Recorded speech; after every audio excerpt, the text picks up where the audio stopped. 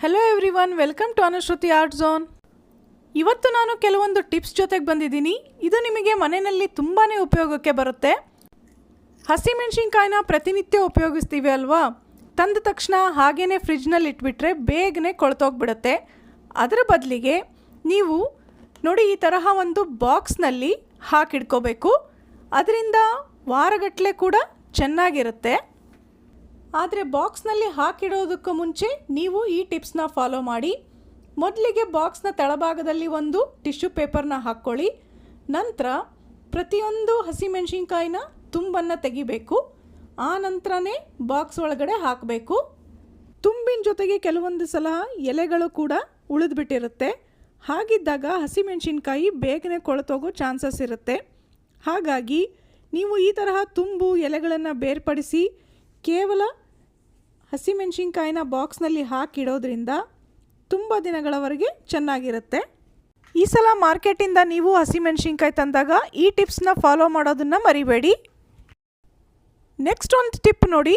ಕೆಲವೊಂದು ಸಲ ಬಟಾಣಿ ಕಾಳು ಅಥವಾ ಹಲಸಂದಿ ಕಾಳು, ಹೆಸರು ಕಾಳು ಹೀಗೆ ಯಾವುದಾದ್ರೂ ಕಾಳಿನ ಪಲ್ಯ ಸಾರು ಮಾಡಬೇಕು ಅಂದ್ಕೊಂಡಿರ್ತೀವಿ. ಬೇಗನೆ ಅದನ್ನು ನೆನೆಸೋದನ್ನು ಮರೆತು ಬಿಟ್ಟಿರ್ತೀವಿ. ನೆನೆಸದೆ ಹಾಗೆಯೇ ಪಲ್ಯ ಮಾಡಿದರೆ ಕಾಳುಗಳು ಚೆನ್ನಾಗಿ ಬೇಯೋದಿಲ್ಲ. ಹಾಗಿದ್ದಾಗ ನೀವು ಏನು ಮಾಡಬಹುದು ಗೊತ್ತಾ?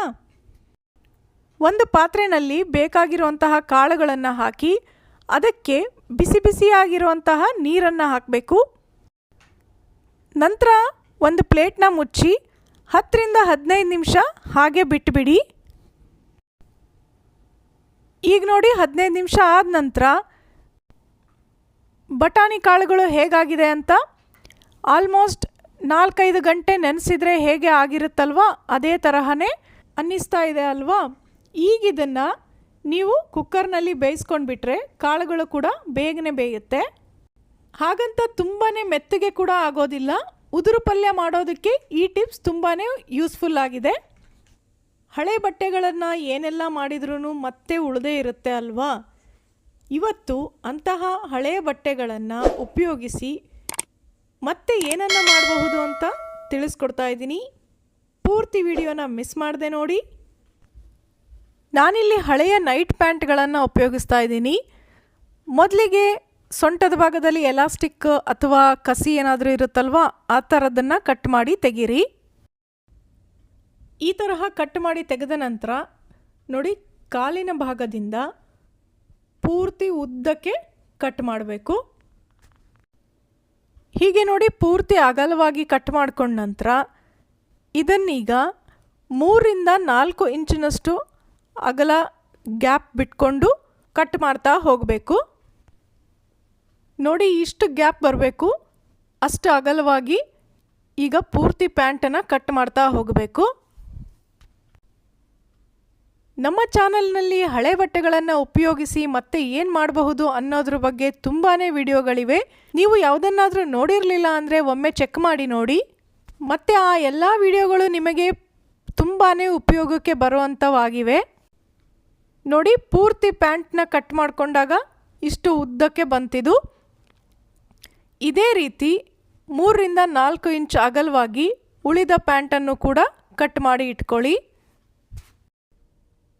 ಈ ತರಹ ಎಲ್ಲವನ್ನು ಕಟ್ ಮಾಡ್ಕೊಂಡ ನಂತರ ಇದರಲ್ಲಿ 3 ಕಸಿಗಳನ್ನು ಬೇರೆ ಬೇರೆ ಮಾಡಿಟ್ಕೊಳ್ಳಿ.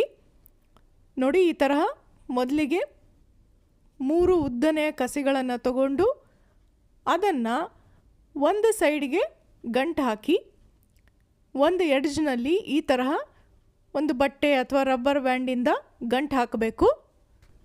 ಪೂರ್ತಿ ತುದಿಗೆ ಹಾಗೇ ತುಂಬಾ ಗಟ್ಟಿಯಾಗಿ ಇದನ್ನು ಕಟ್ಟಬೇಕು. ಈ ತರಹ ಕಟ್ಟಿಯಾದ ನಂತರ ನೋಡಿ ಇದನ್ನು ಈ 3 ಎಳೆಗಳಿರುತ್ತಲ್ವ ಅದನ್ನು ಜಡೆ ಹೆಣೆಯೋ ರೀತಿ ಹೆಣಿತಾ ಹೋಗಬೇಕು. ಸಾಧ್ಯವಾದಷ್ಟು ಬಿಗಿಯಾಗಿ ಇಲ್ಲಿ ಜಡೆಯನ್ನು ಹಾಕ್ತಾ ಹೋಗಬೇಕಾಗತ್ತೆ. ವಿಡಿಯೋದಲ್ಲಿ ನಿಮಗೆ ಸರಿಯಾಗಿ ತಿಳಿತಾ ಇದೆ ಅನ್ಕೋತೀನಿ ಯಾವ ರೀತಿಯಾಗಿ 3 ಎಳೆಗಳನ್ನು ಸೇರಿಸಿ ಜಡೆ ಹೆಣೆಯೋ ರೀತಿ ಹೆಣಿತಾ ಹೋಗಬೇಕು ಅಂತ. ನೋಡ್ತಾ ಇದ್ದೀರಲ್ಲ ಇಷ್ಟು ಬಿಗಿಯಾಗಿ ಅದು ಬರಬೇಕು. ನಂತರ ಕೊನೆಯಲ್ಲಿ ಮತ್ತೆ ಇದನ್ನು ಒಂದು ಬಟ್ಟೆ ಅಥವಾ ರಬ್ಬರ್ ಬ್ಯಾಂಡನ್ನು ಹಾಕಿ ಗಟ್ಟಿಯಾಗಿ ಕಟ್ಟಬೇಕು.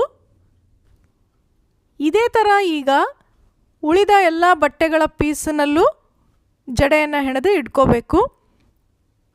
ಈ ಥರ 3ರಿಂದ 4 ಇಂಚಿನಷ್ಟು ಅಗಲಕ್ಕೆ ಬಟ್ಟೆನ ಕಟ್ ಮಾಡಿದ್ವಿ ಅಲ್ವಾ, ಅದನ್ನು ಇದೇ ರೀತಿ ರೆಡಿ ಮಾಡಿ ಇಟ್ಕೋಬೇಕು. ನೋಡಿ, ನಾನಿಲ್ಲಿ 5ರಿಂದ 6 ಪೀಸ್ಗಳನ್ನು ಈ ತರಹ ಮಾಡಿ ಇಟ್ಕೊಂಡಿದ್ದೀನಿ.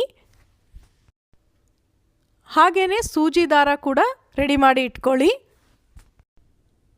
ಈಗ ಮೊದಲಿಗೆ ಇದರಲ್ಲಿ ಒಂದು ಪೀಸನ್ನು ತಗೊಂಡ್ಬಿಟ್ಟು ಅದನ್ನು ನೋಡಿ, ಈ ವಿಡಿಯೋದಲ್ಲಿ ತೋರಿಸ್ತಾ ಇದ್ದೀನಲ್ವ, ಈ ತರಹ ಸುತ್ತುತ್ತಾ ಬನ್ನಿ. ಇಲ್ಲಿ ಇದನ್ನು ಪೂರ್ತಿ ರೌಂಡಾಗಿ ಕೂಡ ಸುತ್ತಬಹುದು ಅಥವಾ ಓವಲ್ ಶೇಪ್ ಬರೋ ತರಹ ಕೂಡ ಸುತ್ತುತ್ತಾ ಹೋಗಬಹುದು. ಹೀಗೆ ಸುತ್ತಿರೋದು ಹಾಗೇನೆ ಅದು ನಿಲ್ಲಬೇಕಲ್ವಾ, ಹಾಗಾಗಿ ಇಲ್ಲಿ ನೋಡಿ ಈ ರೀತಿಯ ಎರಡನ್ನು ಸೇರಿಸಿ ಹೊಲಿಗೆ ಹಾಕಬೇಕಾಗತ್ತೆ. ಈ ತರಹ ಹೊಲಿಗೆ ಹಾಕೋದಕ್ಕೆ ಸ್ವಲ್ಪ ದಪ್ಪ ಹಾಗೇನೆ ಉದ್ದವಾಗಿರೋಂತಹ ಸೂಜಿ ತಗೊಂಡ್ರೆ ಒಳ್ಳೆಯದು. ಪೂರ್ತಿ ಕಂಟಿನ್ಯೂಯಸ್ ಆಗಿ ಹೊಲಿಗೆ ಹಾಕಬೇಕಾದ ಅವಶ್ಯಕತೆ ಏನಿಲ್ಲ. ಮಧ್ಯ ಮಧ್ಯದಲ್ಲಿ ಎರಡೂ ಕಡೆ ಸೇರಿಸ್ಕೊಂಡು ಹೊಲಿಗೆ ಹಾಕ್ತಾ ಹೋದರೆ ಸಾಕಾಗತ್ತೆ. ನೋಡಿ, ಮೊದಲಿಗೆ ಸ್ವಲ್ಪವನ್ನು ಈ ತರಹ ಸುತ್ತಿ ಬಿಗಿ ಮಾಡಿದ ನಂತರ ಉಳಿದಿದ್ದನ್ನು ಅದರ ಪಕ್ಕ ಇದೇ ರೀತಿ ಸುತ್ತುತ್ತಾ ಹೋಗಬೇಕು. ಇಷ್ಟಾದ ನಂತರ ಮತ್ತೆ ಇಲ್ಲಿ ಸ್ವಲ್ಪ ಹೊಲಿಗೆ ಹಾಕ್ತಾ ಇದ್ದೀನಿ. ನೋಡಿ, ಇದೇ ರೀತಿ 5ರಿಂದ 6 ಜಡೆ ಹೆಣೆದು ರೆಡಿ ಮಾಡಿ ಇಟ್ಕೊಂಡಿದ್ವಿ ಅಲ್ವಾ, ಅದನ್ನು ಒಂದರ ನಂತರ ಒಂದು ಸುತ್ತುತ್ತಾ ನಡುವೆ ನಡುವೆ ಅಲ್ಲಲ್ಲಿ ಹೊಲಿಗೆ ಹಾಕ್ತಾ ಹೋಗಬೇಕು. ನೋಡಿ, ಎಲ್ಲವೂ ಆದ ನಂತರ ಕೊನೆಯಲ್ಲಿ ಈ ರೀತಿಯಾಗಿ ಒಂದು ಒಳ್ಳೆಯ ಮ್ಯಾಟ್ ರೆಡಿ ಆಯಿತು.